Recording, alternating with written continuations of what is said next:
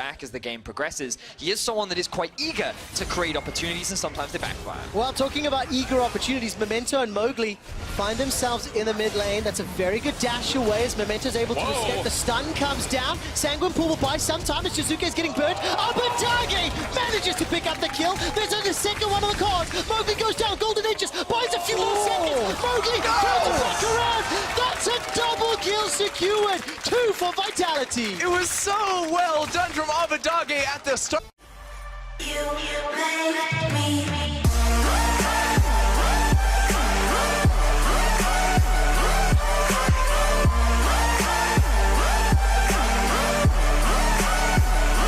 The game, but I also see a Vladimir ult, which would tie in so well to this beautiful team fight comp that Schalke put together.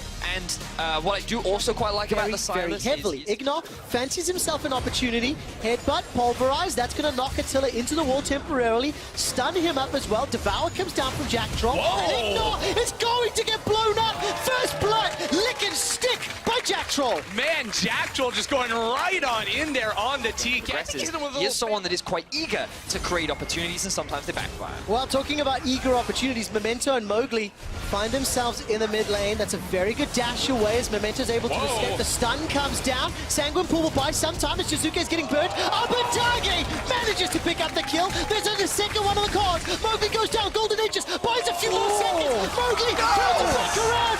That's a double kill secured. 2 for Vitality. It was so well done from Abadage. To be the favorites this game, especially based on yesterday.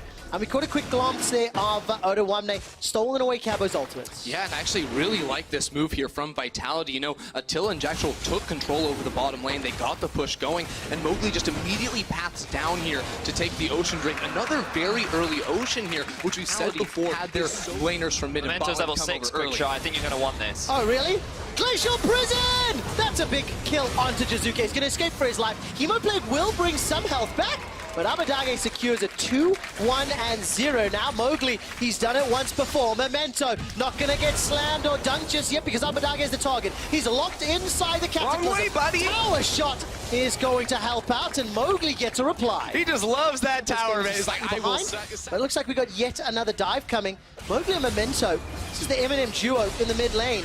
Glacial Prism will come out. That will get a stun. The bowler's coming out, and Abadage this time round will try to get to the tower as quickly as he can. He finds the tower! Ladies and gentlemen, Jack Troll gets the tower. Oda is running for his life. Ignore and Upset are trying to turn this one around as Vitality have got the early advantage. Attili's got 75% HP and still safe in pushing forward. Upset does not have the damage to push it further, and Vitality win that out. So this time around, Vitality respond to the play and come out on top. They're recognizing that, you know what, Memento's ultimate should be up soon. They're going to look for another gank in the mid lane. We've got to be primed and ready, and Mowgli was there. They had more than enough burst dash to turn it around, and even though Silas TP'd in, Caboshot didn't have it available, and Vitality could still come out on top thanks to the Tom Kench ulti coming into mid lane. And now Vitality are the ones positioned around this dragon, except Mowgli is going to the top side. This whole thing is an elaborate ruse right now because Schalke expect Vitality to be committing everyone towards the bottom side, but because they don't, Vitality sneak an objective and then can use that to get more money and then eventually secure a dragon while Schalke have to respond. Right now, so it's sitting at like 25, 30%, something like that. Let's see, he's up to 45%. So 45% you know, he has Transcendence from his runes because he's gone into the sorcery tree. Yeah. So he's going heavy inspiration as well for the extra 5%. Now Memento, can he steal this dragon or will he even try? There's not enough vision. Go jumps into the pit. I did not expect that. Memento may need to flash out to safety. Nope.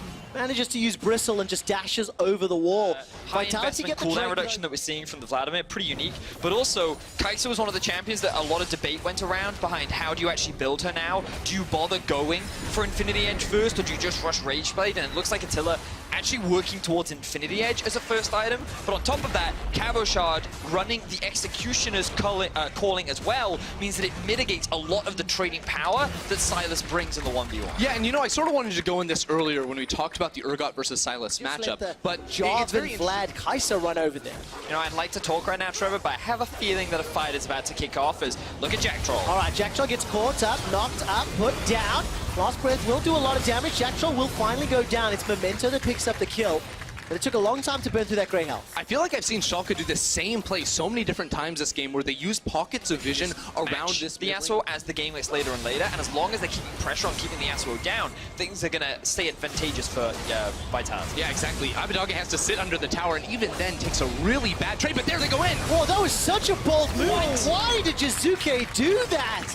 I don't understand. He just donates a kill to Memento as the final breath comes out. Now Memento will get run down with the help of Attila. He chases him out, but this is at the cost of a tower in the top lane. Cabochard's going to push it down. Yeah, he's just going to force Odoamne back, but observers, just before we jump into the replay, if you could slow-mo what Memento does, he actually flashes during the Q to get the instant knock-up to then allow the ultimate to fall in from a second Infernal coming up in just a few seconds. Exactly that, and they're just buying their time. They're keeping pressure up in mid and bot. They don't have teleport towards the top side of the map, but depending on whether or not Cabochard has another, what's it called, spellbook thing available left, then he can just swap it back towards the teleport if he so chooses to. So Vitality do still have options, and I love the vision denial right now. Schalke are very limited in their options at this point in the game. This game has felt a little bit like a 4v4, as the top laners have been living on an island. As it continues to play out that way, Cabochard and Odoamne are trading up in the top lane.